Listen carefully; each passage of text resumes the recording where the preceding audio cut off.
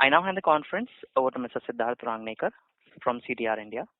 Thank you, and over to you, sir. Thank you, Aman. Good afternoon, and thank you for joining us on DCM Shriram Limited's Q2 and H1 FY21 earnings conference call. Today we have with us Mr. Ajay Shriram, Chairman and Senior Managing Director, Mr. Vikram Shriram, Vice Chairman and Managing Director, Mr. Ajit Shriram, Joint Managing Director, and Mr. KK Kaul, Whole-Time Director. And also joining us is Mr. Amit Agarwal, CFO Designate of the company. We will begin the opening remarks from Mr. Ajay Shriram and Mr. Vikram Shriram, following which we will have an interactive question and answer session. Before we begin, please note that some of the statements made on today's call could be forward-looking in nature, and a note to that effect has been included in the conference call invite circulated earlier. I would now like to invite Mr. Ajay Shriram to give us a brief overview on the company's performance and his views going forward. Over to you, sir. Thank you, Siddharth. Good afternoon, ladies and gentlemen, and a warm welcome to the company's earnings conference call for the second quarter of financial year 2021. I hope and wish that you and your families are keeping safe, well, and healthy. The company recorded a healthy improvement in its operation and in its operating as well as financial performance in Q2 over Q1 of the financial year. In Q1, our chlorovinyl and Fenesta businesses were significantly impacted by the COVID-19 pandemic-related lockdown, leading to lower volumes. In Q2, the capacity utilizations have moved up to about 80 to 95% from about 40 to 50% in Q1, leading to a recovery in the company's performance. Our investments last year to reduce power costs helped in improving cost competitiveness. Our investment in the new distillery last year, along with high sugar exports, has led to higher volumes, earnings, and lower working capital in the sugar business. In our agri-input businesses, we completed the rationalization of bulk fertilizer trading business and sale of the loss-making international seed operations at 2 locations. This has helped in overall improvement in these businesses in the current year, with growth in sales and better profitability. On the whole, we remain optimistic that we will deliver healthy performance in the coming months. Now I'd like to share with you the business-wise developments. First, I'll talk about sugar. India started the sugar season 1920 with 14.5 million tons of sugar stock. With supportive policy framework for sugar exports and promotion of ethanol using B-heavy molasses, the industry is seeing better management of surplus production. Sugar stock is expected to be 10.6 million tons as on end of September 2020. In the next year, the sugar production is estimated at 30.5 million tons and consumption at 26 million tons. Continued government support in terms of sugar exports and ethanol from B-heavy molasses remain essential to the health of the industry. In the sugar season 1920, we exported about 22 lakh quintals of sugar and diverted about 5 lakh quintals to ethanol using B-heavy molasses. This has helped us in significant reduction of working capital. Our closing stock of sugar as on 30th September 20 is 14.7 lakh quintals versus 29.8 lakh quintals in the corresponding period last year. Chemicals. The capacity utilization for chlor-alkali industry has improved post-easing of COVID-19 related lockdowns, with increase in demand for chlorine as well as caustic soda. Demand recovery for caustic soda is slow, linked to improvement in capacity utilization in textile, paper, and related industries, which is suboptimal as of now. International prices are low for caustic soda at around $250 to $300. These two factors have led to subdued caustic soda prices. The exports of caustic soda from India are witnessing an increase and imports have declined. This is positive for the industry. In Q2, our capacity utilization levels have improved to 78% vis-a-vis 51% in Q1. These are near pre-COVID levels of approximately 81%. We expect demand to pick up in the coming quarters as economic activity further improves, which will be positive for both volumes as well as prices. We have started working on implementing the 120 megawatt new power plant in Gujarat, in SSE in Gujarat, in order to improve the cost efficiency. The capacity expansion at Bharuch of chlor-alkali by 700 tons per day and flaker capacity by 500 tons per day is being recalibrated. Simultaneously, we are finalizing our chlorine downstream plans. Plastics. The domestic demand has recovered reasonably during Q2 financial year 21 versus Q1, which was impacted by the lockdown in wake of the COVID-19 pandemic. International prices have also risen continuously over the last 4 months and are currently at approximately $1,100 per metric ton as a result of the global supply disruption. Imports in the country are down by approximately 30% year on year for H1 financial year 21. In Q2, our capacity utilization levels have improved to 94% vis-a-vis 44% in Q1. This is better than the pre-COVID-19 levels of 90%. Domestic PVC prices have shown a firm trend in line with international prices and are expected to remain at healthy levels. With the commissioning of our new 66 megawatt power facility at Kota in February 20, the chlorovinyl operations are benefiting from better cost efficiencies. This is also enabling better capacity utilization in chlor-alkali by supporting margins given the low product prices. Agri inputs. This segment includes Shriram Farm Solutions, Bioseed, and our fertilizer business. With normal monsoon during Kharif season, agri inputs businesses have performed well, and this augurs well for Rabi season as well. Shriram Farm Solutions business has witnessed about 30% increase in its value-added business verticals in Q2 as well as H1, with growth in all product categories. Rationalization of trading in bulk fertilizer businesses has improved earnings as well as brought a stronger focus on value-added verticals.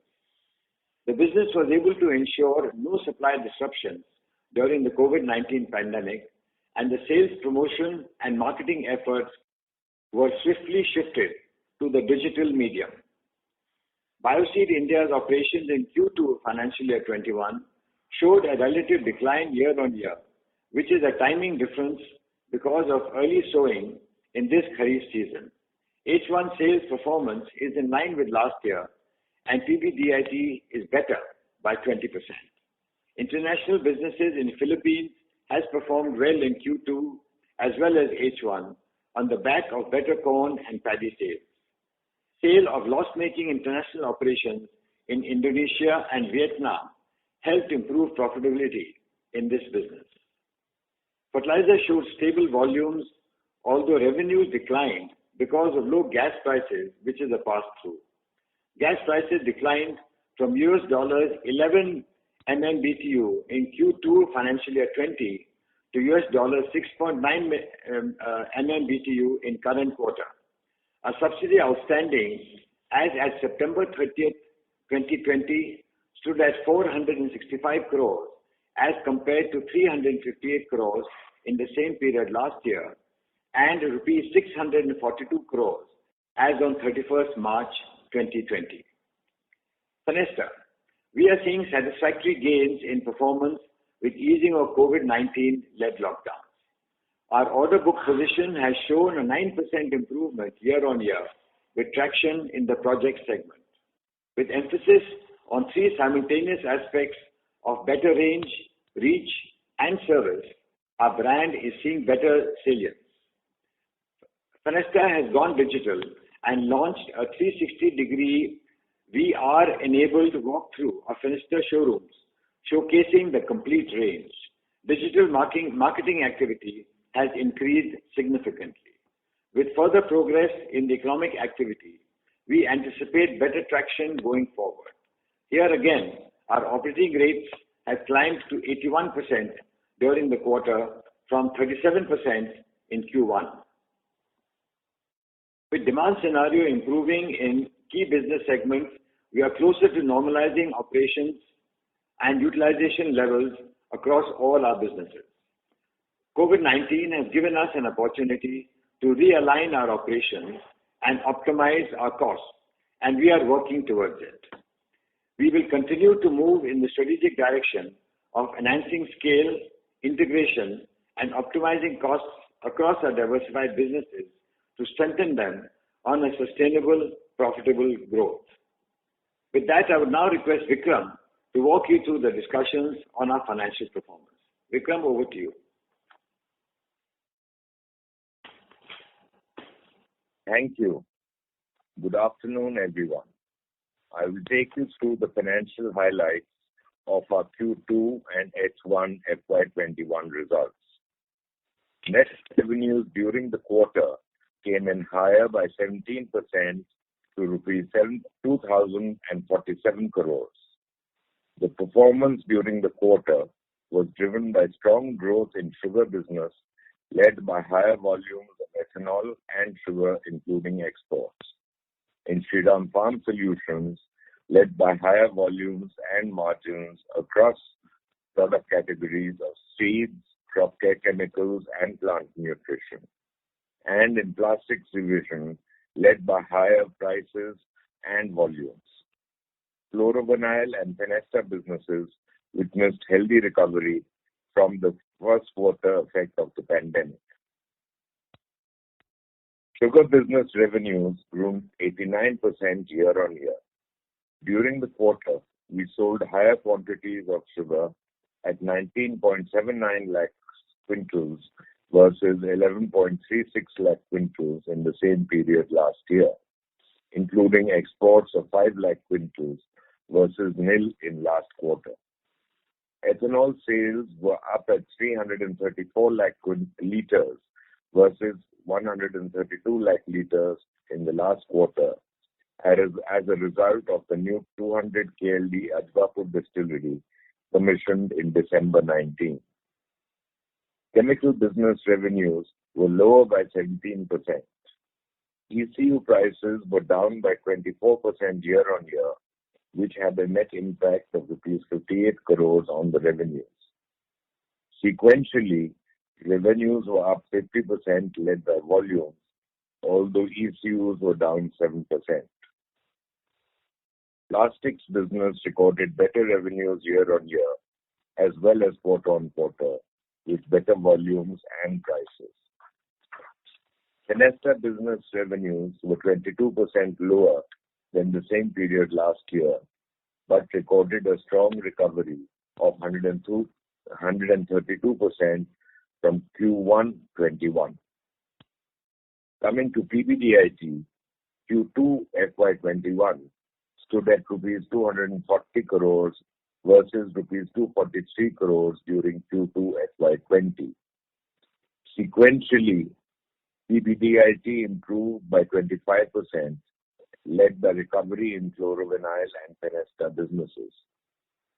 Sugar PBDIT, excluding the one-time impact, stood at rupees 85 crores versus 42 crores in Q2 last year. The business had to take a one-time impact of negative rupees 27 crores on account of provision against government dues under the investment policy of UP state government announced in 2013, under which the company had made investments in the distillery and cogen.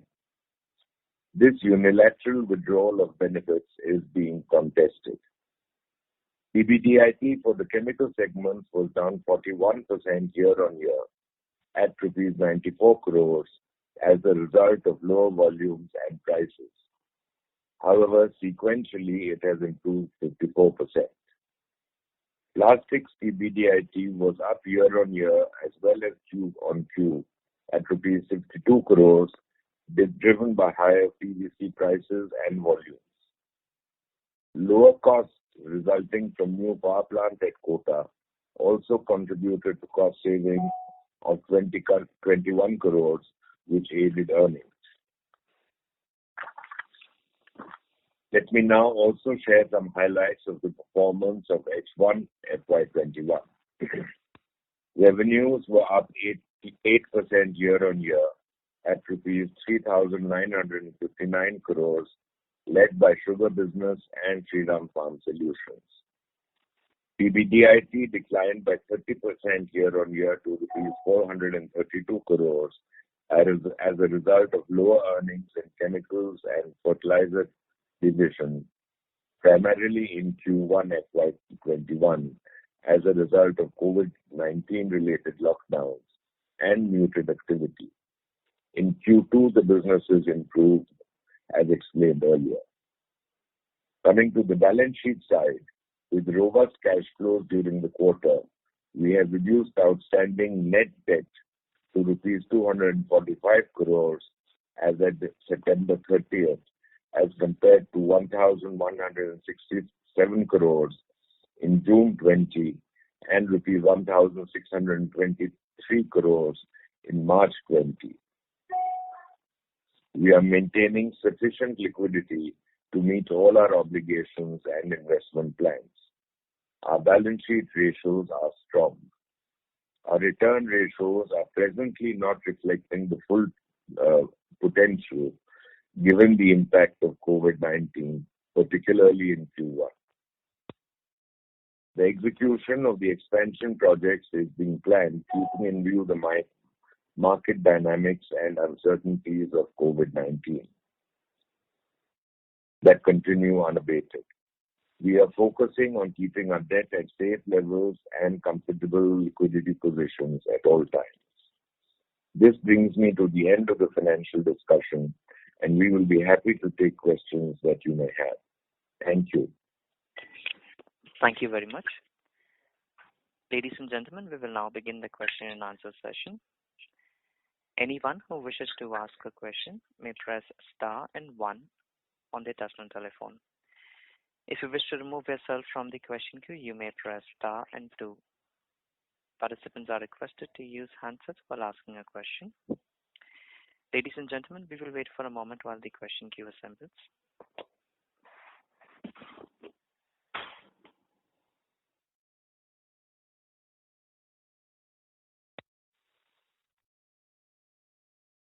The first question is from the line of Rohit Nagraj from Sunidhi Securities. Please go ahead. Yeah, thanks for the opportunity and congrats on recovered numbers on a sequential basis.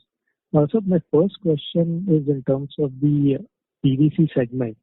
So we have seen a very sharp rise in international realizations over the past 3 months.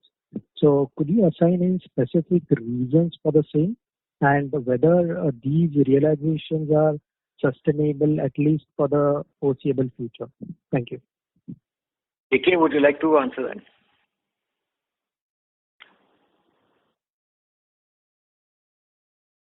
You're on mute. We can't hear you. Mr. Kaul, please unmute your line. Yeah. Sure.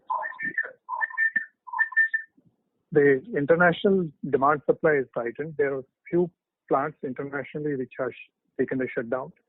The consumption, particularly in PVC in the US market, has gone up because of the real estate push there. And also the consumption in the Indian market has gone up. So it's a demand supply tight situation. And as you would remember that we import almost 50 to 55% of our requirement from outside. So the international prices going up, there's a tightness in the situation. So the Indian prices have also gone up in line with the international price. But regarding sustainability, it's very difficult.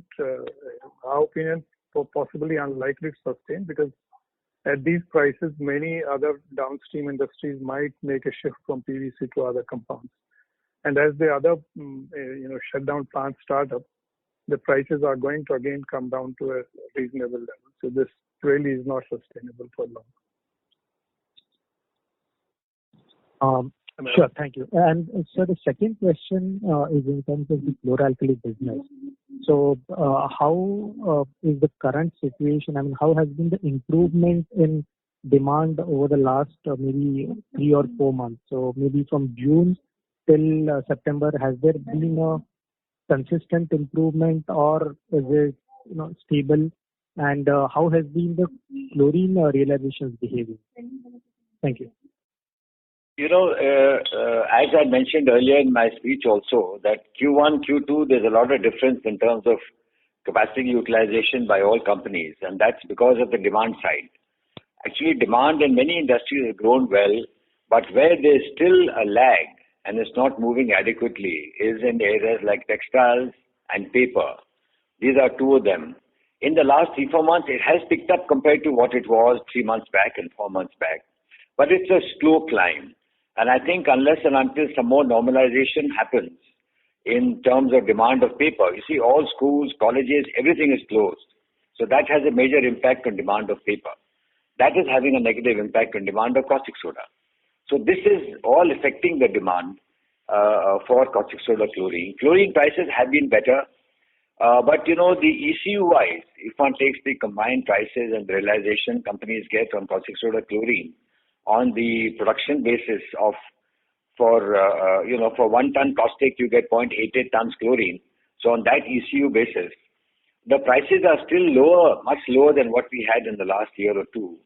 But our expectation is that, let's say, in the last quarter of this year or early quarter next financial year, prices should be better when the demand will be more stable and consistent growth we are seeing, and it should be better a quarter or two down the line.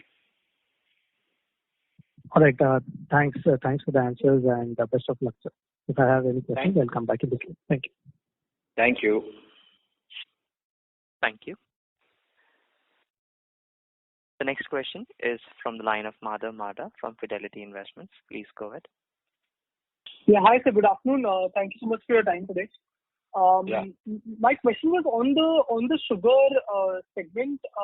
Could you give us some sense around how the government policy is evolving, especially around ethanol prices and sugar MSP?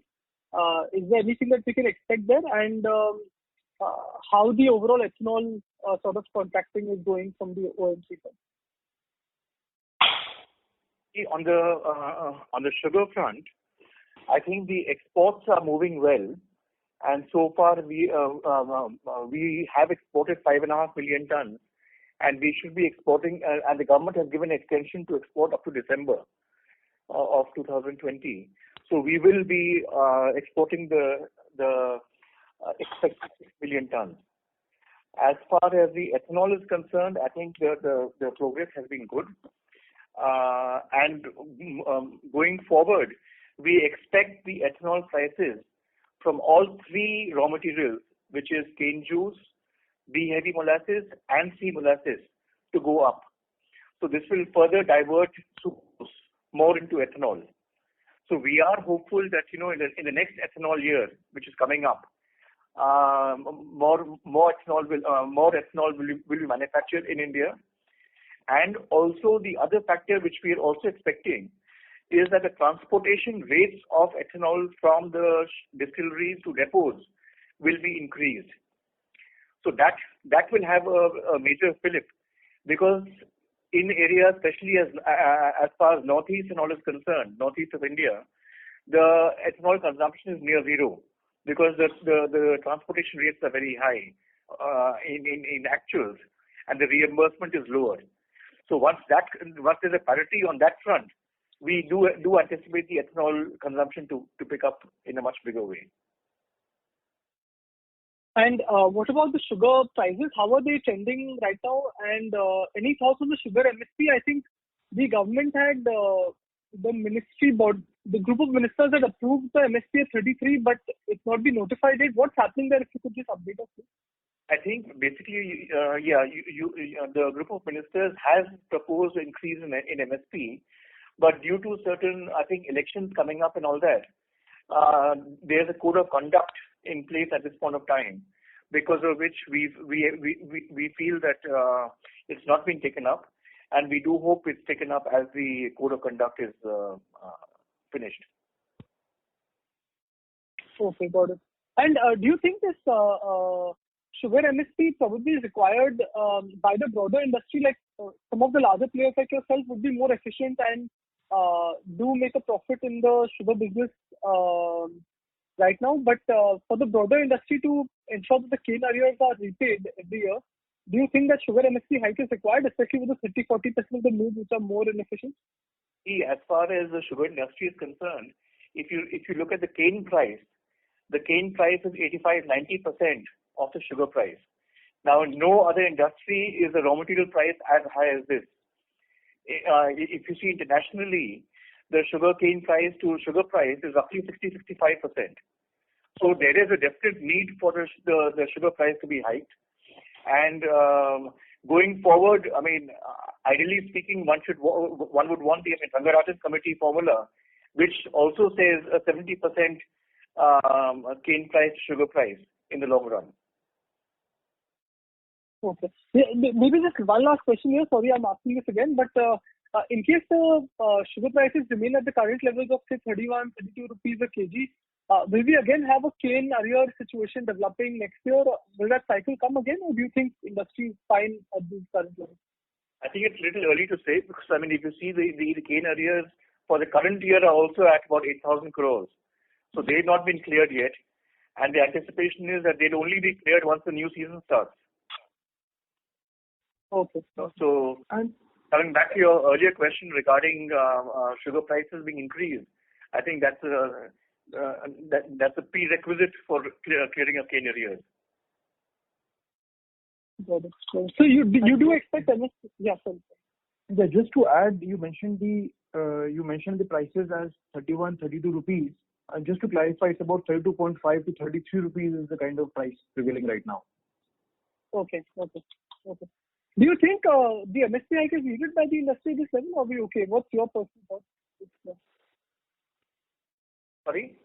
Do you all think the MSP hike is required from 31 to 33 for the sustained sort of profitability for the industry, or we are okay at 32.5 to 33? As I mentioned to you earlier, the percentage of sugarcane price to sugar price is abnormally high in UP. I mean, we are at 85-90%, which is a very abnormal price in terms of the ratio. As well as in the last 1 year, the power rates have been reduced dramatically by 2 rupees a unit for power export from the sugar industry, from the sugar mills to the grid. So that's had a major, negative impact on the industry. So we do need an increase in the MSP. Got it. And if there's time for one last question from my side, in terms of capital allocation, how does the company think for the next 2-3 years? Where do we think we will be investing for growth? So I'll just mention that, we actually look at all our businesses, what is the capex requirement for the existing business for maintaining their efficiencies, improving efficiencies, and for safety, health, and environment, and for our growth plans. So I think that judiciously we will take a view as and when projects come on a year-to-year basis of how we want to look at our capex. But as we had mentioned earlier also, chemical downstream, we are working actively on that. That's an area which is on focus. We have invested recently in the last year or two. A new distillery has come up, a 60 megawatt power plant has come up, 120 megawatt power plant is under implementation right now. We have a 700 tons per day caustic soda plant under plans, and 500 tons per day flaker plant under plans. So it's spread out across all our portfolios. Thank you. Mr. Madha, requested to join the question queue for any follow-up. Also, participants are requested to limit their question to 2 per participant. If time permits, you may join the question queue for any follow-up. The next question is from the line of Chirag Sureka from DSP Mutual Fund. Please go ahead. Sir, good afternoon. Chetan greeting to you all. Sorry, I just had a follow-up question on the capex plan. Different businesses of yours seem to have different cycles, but fertilizer has this issue of subsidy. Otherwise, the financial portion would have been far better. Sugar seems to be better managed from your narrative and the questions that came. And then your capex seems to be on reducing costs, which has worked out really well, and limited to in terms of future growth. Could you guide us in terms of how much you'd spend per year in capex so that you maintain a certain set of financial ratios? Amit, you could just share last 2-3 years, what has been our capex like? So see, over the last 2 to 3 years, we've invested anywhere in the range of around 600 to 800 crores annually. I think last 2 years is what our investment has been. This has been low given what CMD mentioned, given the COVID scenario, we have been cautious. And given our cash flows, we are capable of investing in that range going forward, maybe a little more as well. And as VCMD mentioned, that we look at 1.5x as our debt to EBITDA. And that would drive our policy on investment. Okay, thank you. So 1.5x would include working capital debt. I mean, your debt to EBITDA, of course, moves like crazy because of the sugar business. So that will be as at March every year, right? That peak debt to EBITDA. Yes. Okay. No, that is the weighted average for the year. The 1.5x? Yeah. Okay, so March would be higher then, basically. Yeah, maybe 2 or something. Okay, so so the next growth would come from the chemicals business. Would that be correct to say? I mean, the big growth in terms of putting in money and expanding capacity. Well, as we mentioned in the past, and we've all mentioned today, that is an area which is more focused, and we've done a lot of studies on that. We'll take a decision at the opportune time and take it up to the board depending on the economic environment around us. Because as we mentioned, we are not wanting to stretch or overstretch during the times of this pandemic problem. That's why we have restructured the time frame for our chlor-alkali expansion also, and the caustic soda expansion. That's also been restretched. But every quarter to quarter, we will look at this and then take the appropriate decision. Thank you very much, sir. Congratulations on improved financial performance and good luck. Thank you so much. Thank you. Thank you. The next question is from the line of Tejas Seth from Nippon India AMC. Please go ahead. Good afternoon, sir. On the sugar industry per se, or even for your company's operations, you see now this segment not having much volatility going ahead, considering that MSP is in place and the ethanol pricing also improving. How do you see that over, let's say, little medium term, not very short term?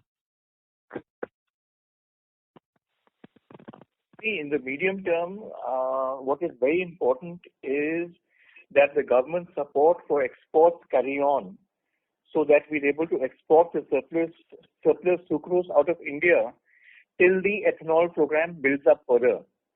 Our target of coming to ethanol 20% by 2030 needs to be preponed. So we do hope that in the next couple of years we're able to increase our ethanol blending to 12% and then 15% subsequently. So once we're able to divert our sucrose into ethanol, then the industry will become a little more stable in the medium to long term. Okay, but even today it is quite stable than what it was, right, 2-3 years ago. Yes, I mean, yeah, absolutely. The government's been very, very proactive on all fronts vis-a-vis the sugar industry, and to ensure that the farmers are not pained, so that the cane arrears, which were at a peak 2 years ago, have really come down dramatically. And we do hope that the proactiveness of the government carries on, and the industry becomes more stable. Okay. So, sir, at what level would you think to resume the chlor-alkali expansion?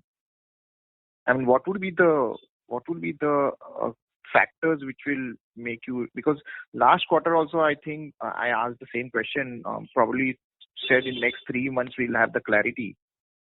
So I just wanted to understand that. So as you mentioned earlier, that because of the economic environment, because of the pressure on the chlor-alkali realizations, because of supply demand, that's why we pushed back our 700-ton expansion. There are other people also who've done the same thing. Grasim has done the same thing. Though there are 2 plants which were under implementation and they commissioned in March this year, Meghmani and Kutch Chemicals.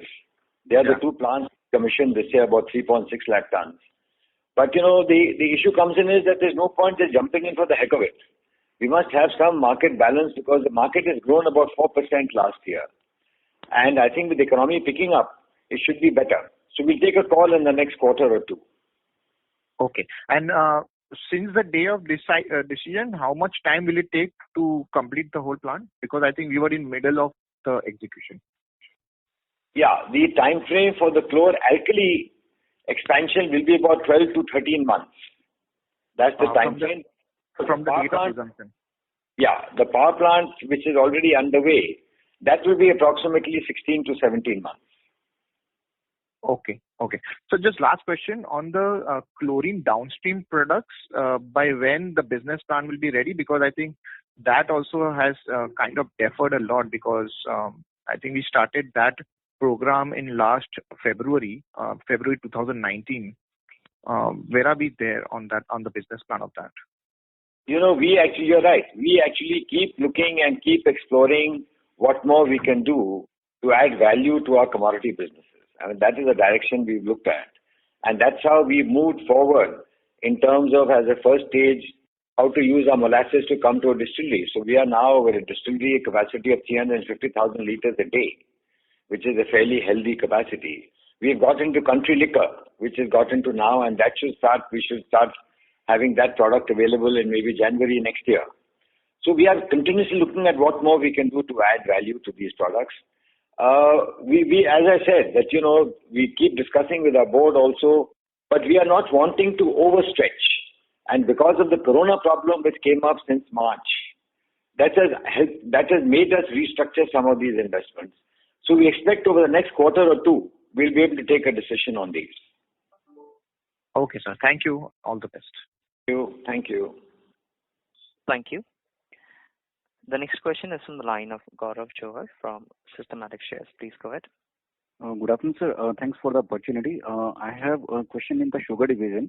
I just missed the opening remarks actually, so I just asking again. In the sugar division, like in sugar as well as in the distillery segment, we have done pretty good sales. But due to some provisions, our PBIT in the sugar divisions was lower as compared with the previous quarter. So I just want to know what was that provisions and if you can throw some light on it. My second question is on the subsidy front. Have we accounted the subsidy in this current quarter? And if we have not accounted in this current quarter, then probably shall we account in next quarter or in Q4?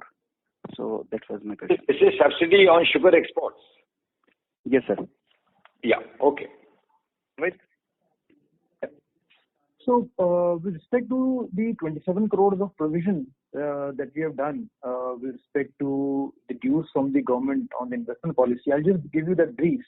So, this policy was with respect to the investments we had made in our distillery at Haryawa, which we had set up somewhere in 2018, which was a 150 KLD distillery, and a 34 megawatt cogen at Ajbapur. So, we had made these two investments under the policy which came in 2013. Now, for a reason which is totally unrelated, wherein we had taken some benefits under 2018 cane payment policy, so wherein we were given some soft loan for payment of cane areas, government has said that since that benefit has been taken, they have said we can't take any benefit for any future claims under this policy. Now, as we mentioned in the speech as well, that these are two unrelated points, and therefore we are contesting it. But however, for the conservatism principle, we felt it better that we should provide for this for now. And once the cloud clears on this, we will account it accordingly then. Okay. And regarding the sugar subsidy on exports, sir? Yeah, so that's a regular thing, boss. As and when we export, we will account for the sugar subsidy is about 1,048 rupees per quintal. So we'll account for it. As and when we export, we account for it. All right. Thank you so much, sir. Yeah. Thank you. Thank you. The next question is from the line of Anand Bhavnani from Unifi Capital. Please go ahead. Thank you for the opportunity. I have three questions. One is on our chemicals division. In the opening remarks, you mentioned that the utilization rate has reached 78%. And it was 81% before COVID. Is it fair to assume that in Q2, a lot of Q1 demand would have come in and hence the utilization level of 78% might not sustain going forward. Is that an apprehension about second half utilization level? Can you comment a bit on that?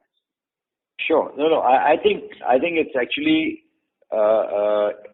now we are running at about 81%, and it's got quite stable. Yes, see what happened is caustic soda is type of a product, a chlorine type. You can't really store too much, so it is something where you have to be able to provide it when the demand is there and the consumption is there of that product to make whatever value add product it goes into. So the good thing we feel is that the demand across the board is picking up, and I don't think one can say it is because of the pent up demand of not having it in Q1 that Q2 demand has gone up. As I was saying, you can't really store chlorine. You can't store more than a day or two consumption, 3-4 days consumption on the outside, and caustic soda also you can't store very much. So it is a demand pull, which has actually helped in terms of the capacity utilization going up further. What did come in a little bit in terms of impact is because of these two new factories which started in March, as I was mentioning, Kutch Chemicals and Meghmani. Because of that, the 3.6 lakh tons capacity per year, that impacted the impact. But going forward, we think that this level of 80% plus minus should carry on. I don't think that should come down. Sure. Just a follow-up to that. How much time can one, safely store caustic? Is it like a couple of months or 6 months? Lye as a product can be stored, but then caustic soda is a product where about 47% is caustic, the balance is water. So the volume required, the storage capacity required to store this product is very large. So most people don't store it more than maybe 5-7 days. I don't think people go beyond that anywhere. And the system has gone into place where, like we, for instance, we supply to our consumers, we supply every week in bulk. So they don't have to store too much. We are producing, we don't have to store too much. So I think it's the whole chain which is sort of worked on. Otherwise, in terms of storage, one can store it. It does not deteriorate. It's not that if you store it, the quality goes down. That's not the criteria. It's just the cost involved and the sort of infrastructure involved to store, which is the challenge. Sure. So my second question was on sugar. Now, in the opening remarks and in answer to one of the participants, you mentioned that the dynamics are getting better. But if you were to compare your positioning with the rest of the sugar mills in other parts of the countries, in Maharashtra, Tamil Nadu, do sugar mills which are exposed to Uttar Pradesh have any advantages, disadvantages? You can give us a broad sense of the dynamics from the Uttar Pradesh region perspective.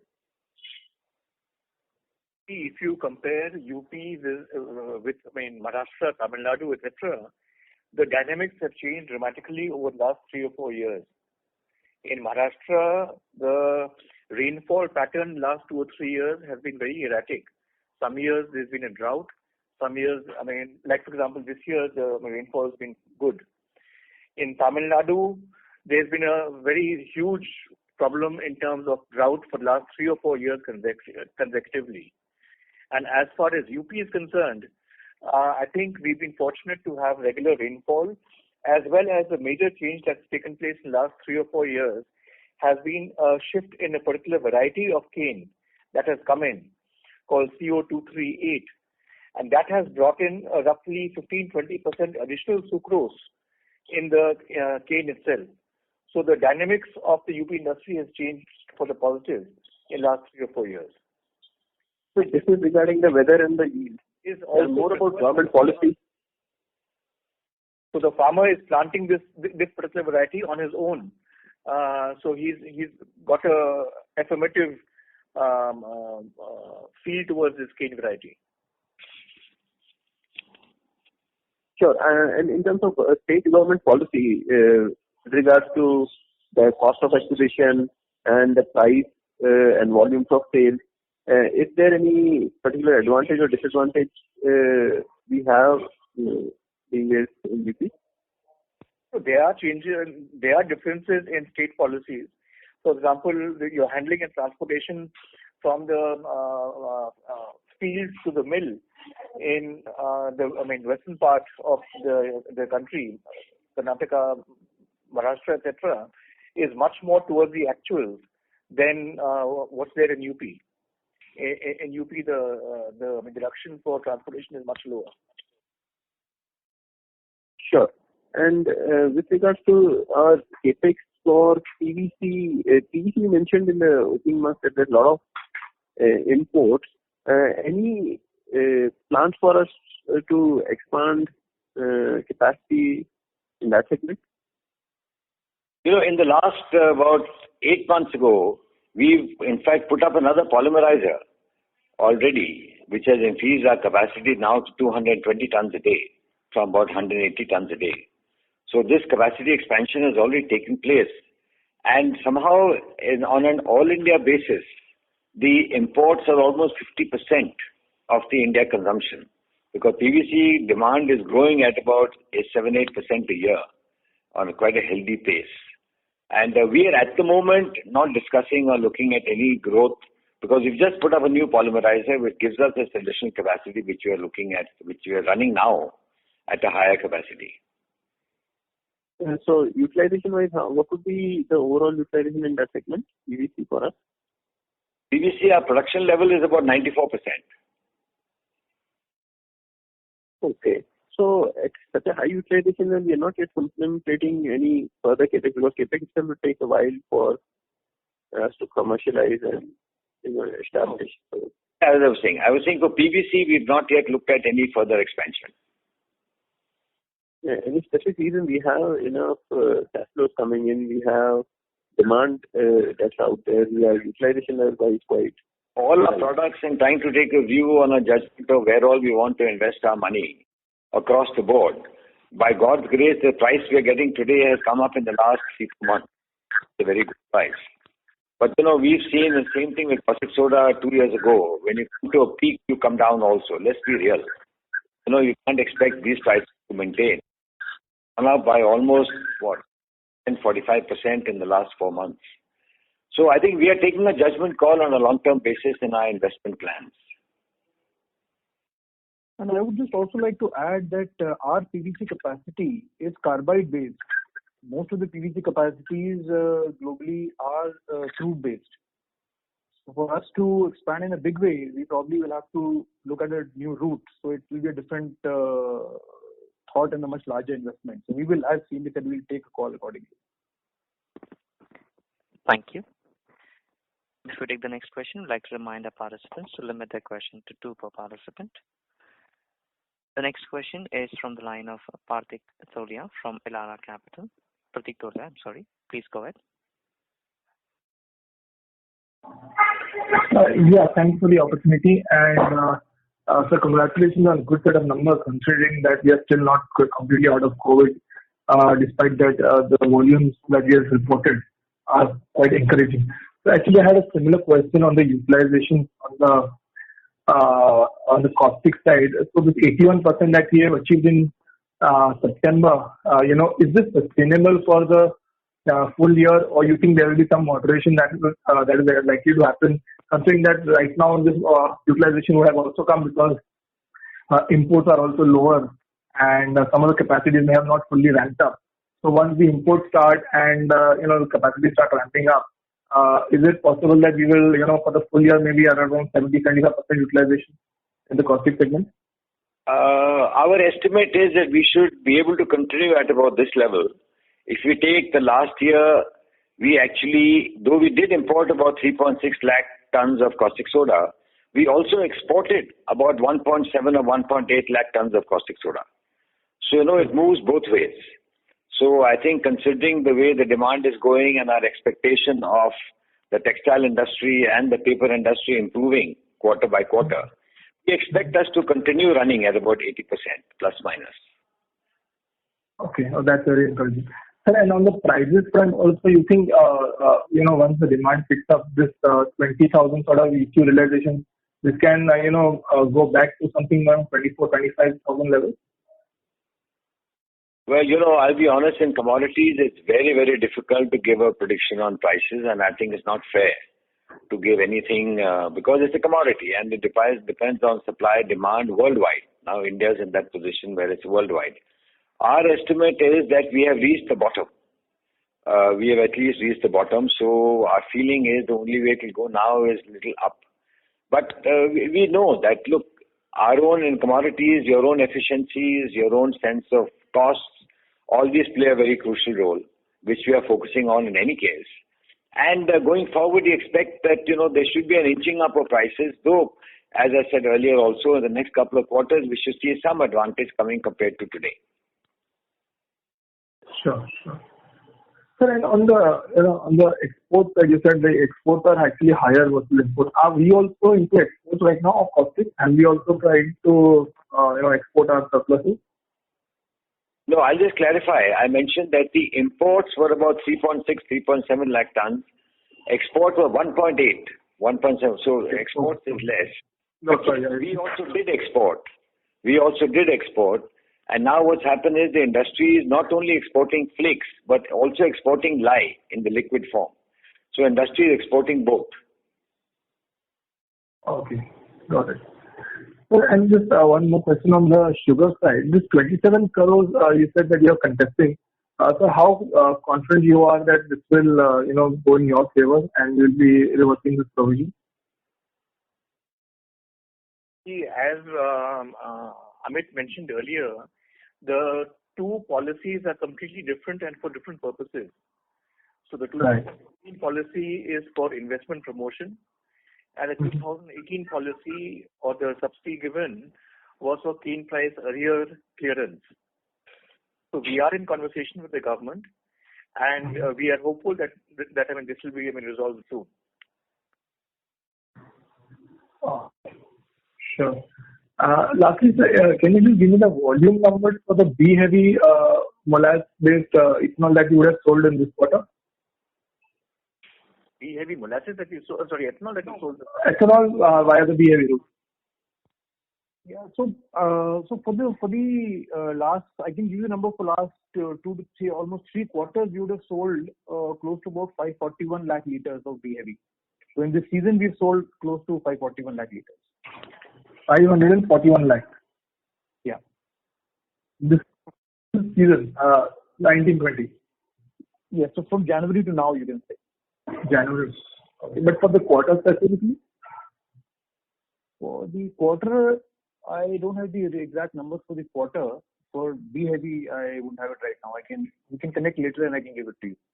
Yeah, I think we'll get the data and give it to you if you want. Please get in touch with Mr. Amit in our CFO designate, and Amit will be happy to give you the data. Thank you. The next question is from the line of Saket Kapoor from Kapoor & Company. Please go ahead. Yeah, good afternoon, sir. Season greetings, sir, and thank you for the opportunity. Sir, how should one understand these fluctuations in the bioseed and the fertilizer segment quarter on quarter?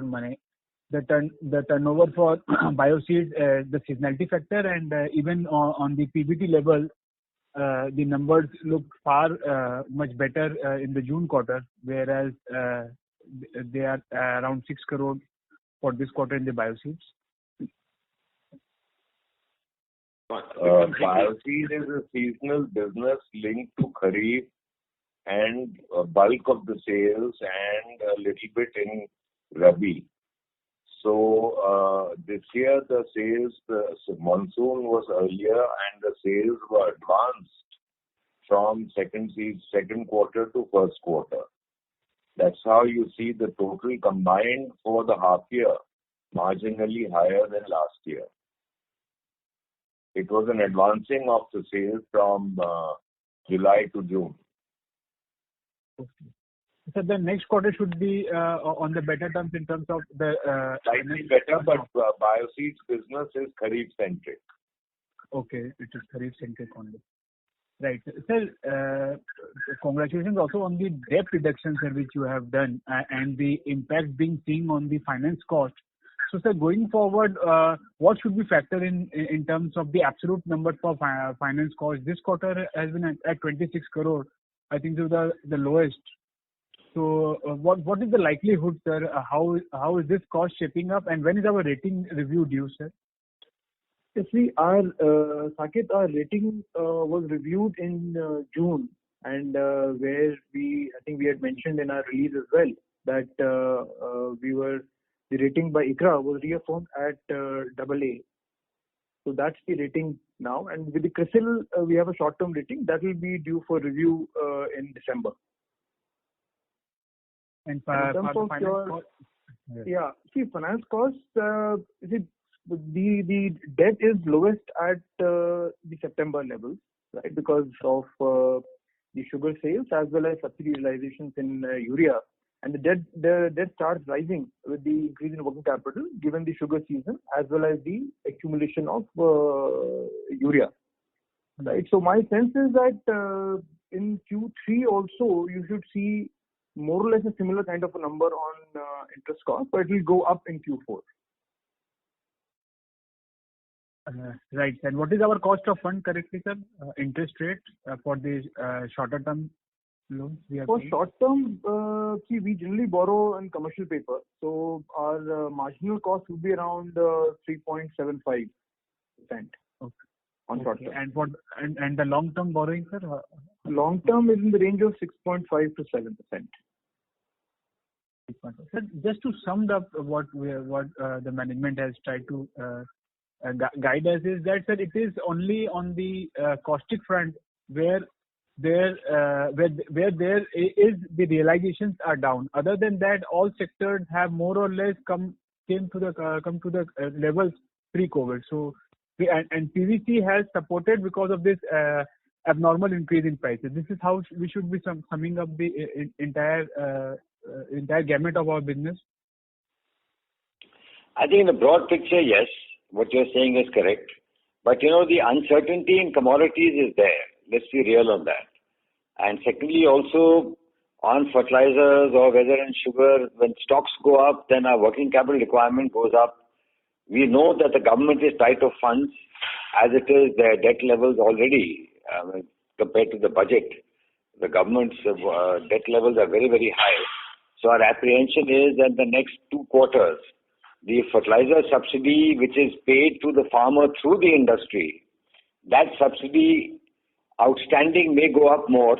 So we don't know how that's going to impact in terms of our entire cash flow and consequently cost of funds. So these uncertainties are always there. But our focus on operating our businesses efficiently and being a prime player, whatever we are working on. And we do expect that our Fenesta also should improve in the next couple of quarters compared to where we are. So you're right, caustic is something where the prices are at the moment compared to last 2 years our estimate is that they've reached the rock bottom and hopefully they should go up marginally. Thank you. Mr. Kapoor, request to join the question for any follow-up. The next question is from the line of Karthik Sammadam from Unifi Capital. Please go ahead. Thank you for the opportunity, sir. I have 3 questions. First is on Shriram Farm Solutions. We have been able to do quite well here. Can you give us a broad sense of how do you see this business, developing over the next 2-3 years? What is a ballpark target? Where do we want to get this business to? I think on the Shriram Farm Solutions, or SFS as we call it, our focus has been on value-added products in 3 different verticals for the farmer.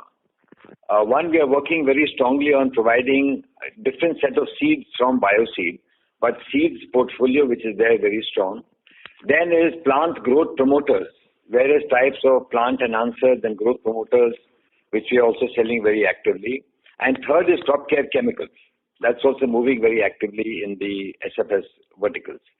The management there has focused in the last few years on having tie-ups with many companies to source better quality products, how to provide better service to our customers, how to provide technology and know-how to our customers to improve the farmer's profitability. That is what we are very focused on.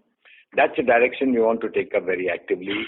We are continuously, this business is continuously looking at new products which can be inducted into the Indian market, new products which are required, and India is such a large country. Our focus of SFS is more north at the moment. So their focus in terms of ensuring state-wise requirements is very high. They are focused very extensively on the digital platform to connect with farmers, share knowledge with farmers, technology sharing with farmers, and having now Kisan Goshtis and conferences with farmers. So all these are a very positive direction. So they're continuously looking at what more to do and what new to do. They are also looking at, various forms of agri-technology and tying up with the companies who can provide agri-technology to farmers in a more aggressive manner. That's also under plan of our SFS division. So they've got their plans very clearly articulated for the next couple of years, and we expect the business now of the value-added segments of business to go up well. Sir, would there be any one-offs in H1 this year, like the PBIT is 39 crore versus 13 crore last year? So is this large swing of about 26 odd crore, is there any one-off? We don't think so, because the Kharif season has been good across the board, and the focus on our seeds business, where we've got some research varieties, wheat seeds, which have done very well. So that is something which has grown rapidly, and the team there is working with some other seed consultants outside India also to see what we can. Plus, the focus has been very strong on crop care chemicals, that has performed better. Plus on plant nutrients, that has performed better. So it's across the board. Of course, agriculture is a product where monsoon year on year can change, government policies can change, that can have an impact. But I think our basic groundwork and our foundation is fairly strong. Thank you.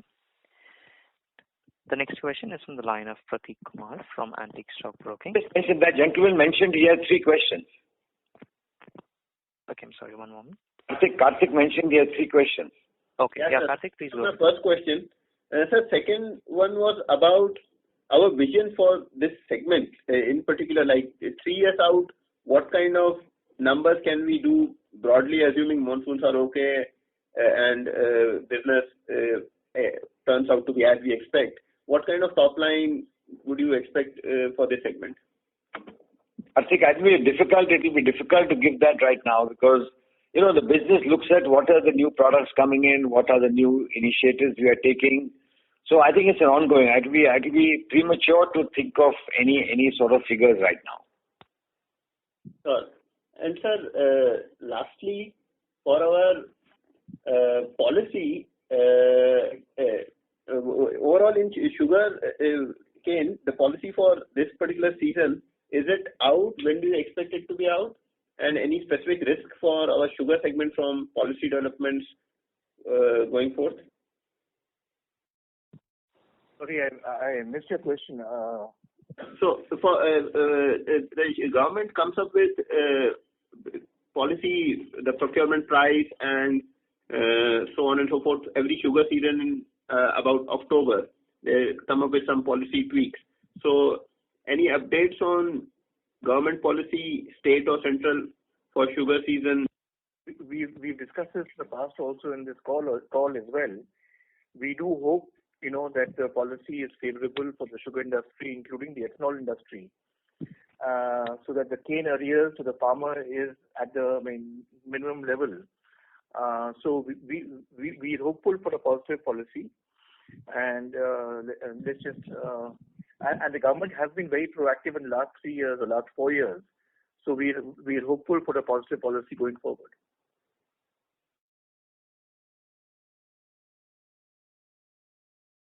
I'm sorry, I think we have lost the line for Karthik. We will move to the next question from the line of Prateek Kumar from Antique Stock. Please go ahead. Hello, yeah, sir, good afternoon. Thanks for the opportunity. I have a question regarding the chlorine segment. You mentioned that chlorine prices are better, while our overall ECU realization continues to fall, reflecting. Sorry, I'm sorry, I couldn't catch what you were saying. I was mentioning, my question is regarding chlorine segment.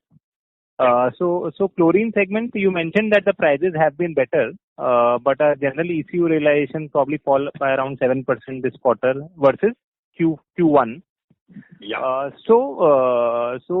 Have chlorine prices improved Q on Q, or both are falling? I mean, while chlorine is positive, but has it fallen Q on Q as well? Versus Q1, I'm asking, not year on year. Chlorine actually has inched up a little bit, which is a good thing, but caustic soda has fallen. So that's how the ECU realizations are at this low level right now, that 7% which you are rightly saying. So chlorine has inched up a little bit. Right. And can you elaborate on your chlorine downstream process work? We will be taking up after 1-2 quarters this caustic expansion. But I mean, how are we looking at the chlorine downstream process expansion? There are 2-3 areas we are trying to, what we mentioned before, that we are studying various products which will add synergy and where we can get into supplying chlorine or other products also, or steam or power or whatever, to add value to the downstream products to actually benefit the company. So these studies, as we mentioned, are on. Next couple of quarters. We expect to get much better clarity on where we are today. Simultaneously, we've also tied up in Gujarat operations with 5 or 6 industries around us for supplying chlorine by pipeline. So that pipeline supply is a long-term contract where the requirement of chlorine comes from us. We are discussing with 1 or 2 more companies to supply chlorine. 1 or 2 companies are talking of supplying steam. So we are looking at how we can add value and becomes a win-win for our business partners and for us by having a direct pipeline connectivity with some of our customers. So that is very much we've already done it to a large extent, and we want to grow that further. So that is something which is very much on the horizon also. And how much chlorine we use for captive downstream processes? Our captive would be, I think, for PVC. I don't know, KK, how much chlorine would we be using for PVC? Amit, you have the figure? Yeah, so for PVC at Kota, we are using around 40% of the chlorine generated Kota complex. And in Bharuch, it is less, it will be about 4-5%, which is used captively. Right. I'll get back to you. Thank you. Thank you. Thank you. The next question is from the line of Dhavan Shah from ICICI Securities. Please go ahead. Yeah, thanks for the opportunity. So I have a question on caustic side. So you have mentioned that, the incremental capacity have come up from Meghmani plus the Kutch Chemical. So how is the demand supply situation right now, considering the domestic consumption plus import minus exports? So what is, the excess capacity available from India side? And what kind of, incremental demand do you foresee from textile as well as paper sector, which can absorb that incremental, supply plus help us to improve some realization? So if you can guide on that front. Compared to last year our consumption in India grew for caustic soda by about 4%. It went up. Because of Corona, this year the first quarter has been pretty negative, a big problem for all manufacturers, and inching up now. So I think it's very difficult to say how it will move up, because as I mentioned earlier also, it depends so much on the textile industry, paper industry, and a couple of more. So I think it's going to go up. We think it will go up, but I think giving any percentage of figures will be inappropriate. Right. But is there any figure like the excess capacity in the market which can, which has led us to, realization pressure like around 20 rupee per kg? So is there any figure to that? I mean, what happens is whenever additional capacity is added, then automatically, if you were running earlier at 83-84% capacity utilization across the board in India, for some time that 83-84 may come down by 2-3% because of additional capacity coming up from someone else. So that's a normal criteria for any commodity business in any country of the world. So we are going through the same thing. I would just like to add here that the international prices of chlorine are also at a very low, of caustic are at a very low level, as was mentioned earlier, at $260-$270, which is very, very low level because of a worldwide glut in caustic. Okay. And just to answer your question, in terms of the total capacity in the country is about 4.6 million metric ton. And out of that, about 360,000 got added only in March, which is about 1,000 tons per day. And consumption in the country is about 3.8. So there is a gap. And this 1,000 metric tons per day, which got added in March, has definitely created that pressure. And given the COVID where the demand has come down, I think that is further making the situation worse. And essentially, if you look at the paper, textile, and dyes, which are the three segments where the capacity utilization currently is about 60 to 70% of pre-COVID level, and these form almost 35-40% of the total demand. So now, if that is operating at let's say 65% of the pre-COVID utilization, so that will put pressure on the demand and given the excess supply. So I think those are the dynamics which should even out over a period of next 2 to 3 quarters, and then we should see better prices as well.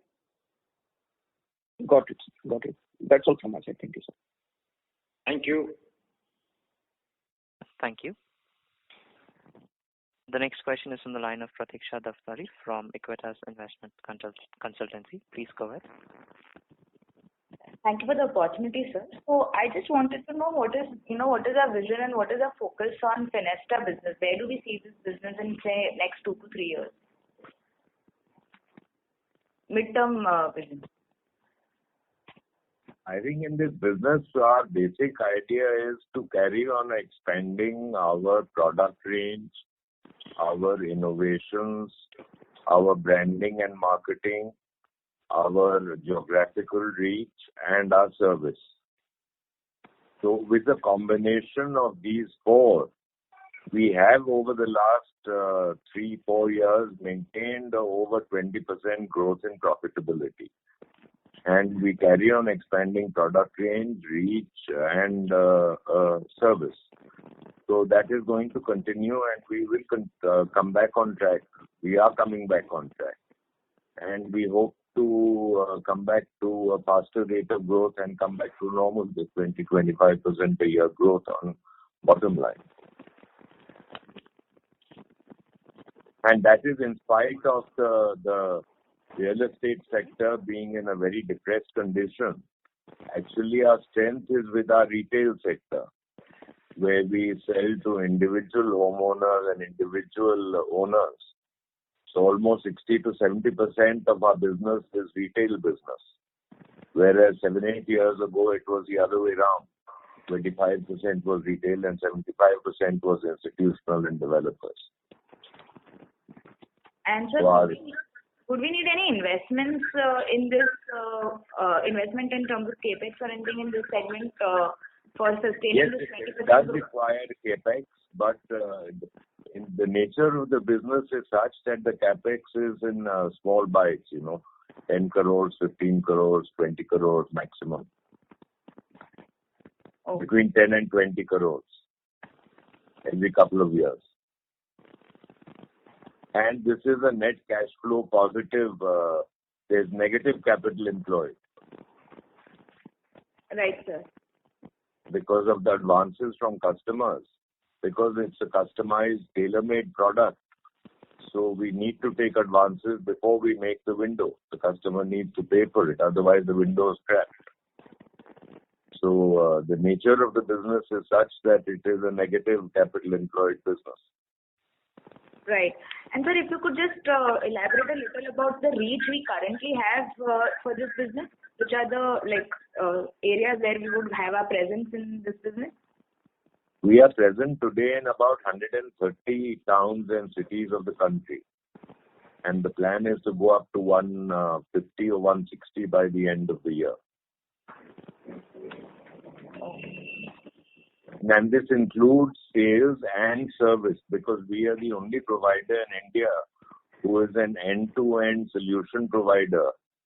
We measure the opening, we make the customized window for the opening, and we ship it to the customer and install it.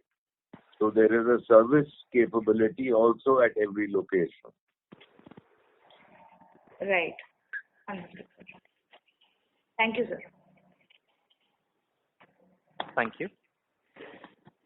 Next question is a follow-up question from the line of Saket Kapoor from Kapoor and Company. Please go ahead. Yes. So just a continuation to the Fenesta part only, sir. If you look at our capacity, what kind of top line are we emphasizing going forward, depending upon the reach which we have developed as of now, and the segment having high potential, sir, the roadmap going forward, sir? I think it's very difficult to actually forecast what is happening because the real estate sector is very choppy.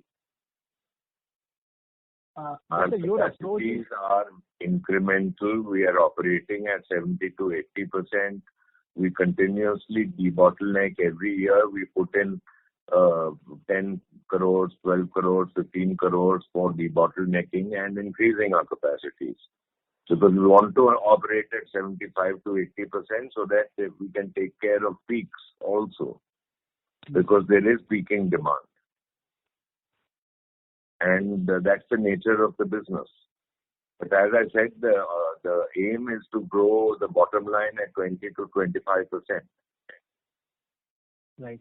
And if we do any peer comparison, sir, in this segment, the way we are doing the work from B2C currently, who should be the competitors, sir, in the space? See, the models that all our competitors follow is different. All our competitors follow a franchise model. Right. So they supply profiles and they don't take care of the fabrication nor installation. So there is no directly comparable competitor today. Okay, sir. Sir, one small point in terms of the business model. In the terms of the business, yes, but in terms of the business model. Okay, and in product wise, if we take where in the market we look for this product, Fenesta, the nearest one would be which brand or in the company which caters to the same branded in the branded segment? I think some of the German brands are there. LCL is there in Hyderabad. Aparna is there in Hyderabad. Kummerling is there. Dekupnik is there. These are the foreign brands. Veka is there. But all of them are on the franchise model. Franchise model. And on the pricing front also we are comparison when we take, there can be a likewise comparison on the product as well as definitely on the pricing model. More marginally, you see, it may vary 5-10% with the names I am taking. Okay, sir. Particularly the MNCs. Right, sir. Sir, lastly on the... There's a different matter that unfortunately with a franchise model what happens is that there are sort of different selling and servicing practices. So they show the customer a German profile and they supply a Chinese profile. Okay. Then the pricing is not comparable. Right. Because that is what happens in a franchise model. Okay. But then that will not lead into brand building, sir. If that is the way they do work. That is why we are getting orders from people who have used others in the past. Correct, sir. Right, sir. Sir, any update on the anti-dumping duty front, sir, on the caustic soda and which markets are currently the ADD is there in force? I'm not aware. I don't know whether Amit or anyone. I think the industry has been trying to take up this anti-dumping duty from a couple of countries, but we'll have to check that out. Currently, sir, there is no ADD on any of the. I think Iran was the one where there was an implementation, if I'm not mistaken. There was something earlier, and there was also the system of the origin of manufacture, and there were some licensing agreements manufacturers had to have until about, I think it was till about April or May. They had to have that, which expired, after which the prices came down.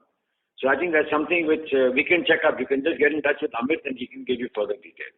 Right. And the last point on the DBT front, so you spoke that the season coming up and there will be more stress on the finances from the government front also for the fertilizer sector. So with DBT coming into the play, the model being changed, gas prices being lower, do you think for fertilizer is the same segment, is in the same business environment as it used to be earlier, or there will be a lot different way in terms of finances being managed for the fertilizer sector for this season? No, to be honest, there is not much change because the DBT in fertilizer has not really come in. There is no system by which the government will give a fixed amount per acre or per hectare to the farmer, and the farmer has the freedom of choice to buy whatever fertilizer they want. That system is not there. Even today, the system is that they have what they call a POS machine, point of sale machine with each retailer, and there are about 2.7, 2.8 lakh retailers in the country.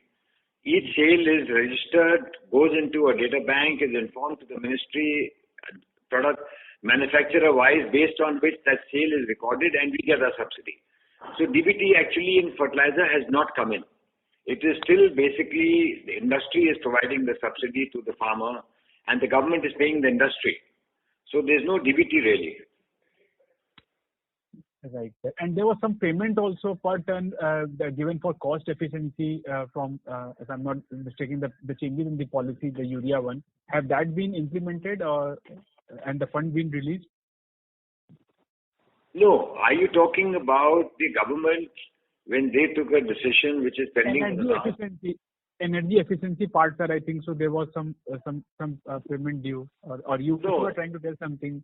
I'll just bring the facts on the table.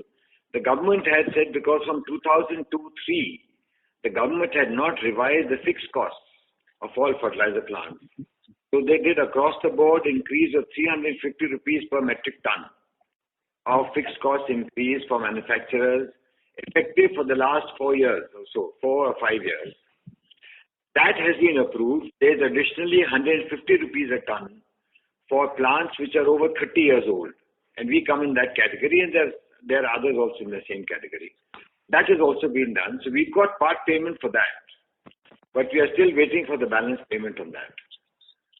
So that we are accounting for as of now, or will be an ad hoc payment?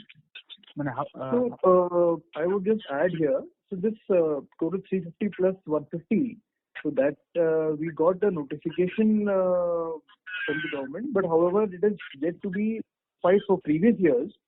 For the current year from April onwards, out of this 500, 350 has been notified, and we have been filing our claims on that basis. Okay, so on the revenue front, we have been booking this 350 Absolutely. For the 6 months for this financial year. Yes. Right. So thank you for all the elaborate answers, sir, and thank you for the efforts that the entire team is making. Thanks to CDR and definitely the management said they are taking the due care for investor community as a whole, sir. And all the best, sir. It's a great effort, sir. Thank you. Thank you. Thanks.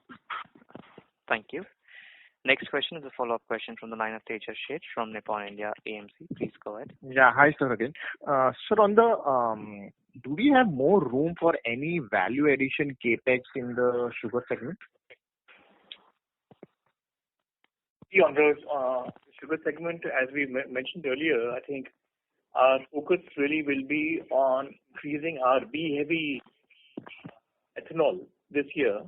And we are also value adding in the sense of going into the country liquor manufacturing and sales and marketing of country liquor. So that is the focus areas going forward. Yeah, so beyond that is what I was actually looking at, because that is already announced. Our team is continuously looking at other chemicals as well, but that's on the drawing board. Okay. And any we exited the seed business in Vietnam. Are there any those of small loss-making businesses where we would be looking to exit in the coming year or two? No, we've not. We took a strategic decision to divest Indonesia and Vietnam seeds business, and we are not looking at anything else right now. Okay. So last question on the chlor-alkali. If I just do the basic calculation of EBIT per ton, I see the cost per ton has come off substantially in this quarter. Is there anything which on the cost management which you have done where the cost per ton actually on the calculated basis is around 14,500 to 15,000 rupees a ton. See, there have been savings on account of power cost, and also there have been savings on account of fixed costs. So we probably can look at how you're calculating it, but I think there have been these two major savings, which has led to reduction in cost per ton. Okay, and this can be carried forward when the industry revives. Yes. Most of these, actually, on the fixed cost side, there might be some repair maintenance which might have got shifted. Deferred. Yes, Okay. Most of the fixed costs would be sustainable, the savings that we have done. Okay. And lastly, what would be the cash capex for this year?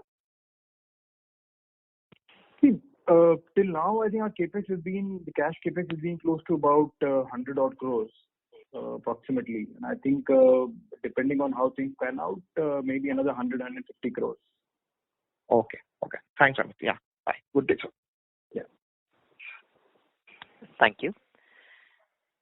Okay. Ladies and gentlemen, that was the last question for today. I now hand the conference over to the management for their closing comments. Thank you, and over to you. Ladies and gentlemen, thank you very much for your participation in the Q2 financial year 21 earning conference call. We have gained from our strategic steps taken over the last few years. Our strong balance sheet allows us to keep investing in growth even during these tough times. We will continue our growth initiatives, and efforts will be on to further strengthening efficiencies, augmenting capacities, and looking at all forms of integration of our businesses. We expect that over the next few quarters, as economic activity improves, the volumes and prices will improve further. We are confident of a sustained growth over the medium term. Once again, I'd like to thank you for taking time out and joining us today, and we wish you all good health and safety to you and your families during the difficult COVID times. Thank you very much. Thank you very much. Ladies and gentlemen, on behalf of DCM Shriram Limited, that concludes today's call. Thank you all for joining us, and you may now disconnect your lines.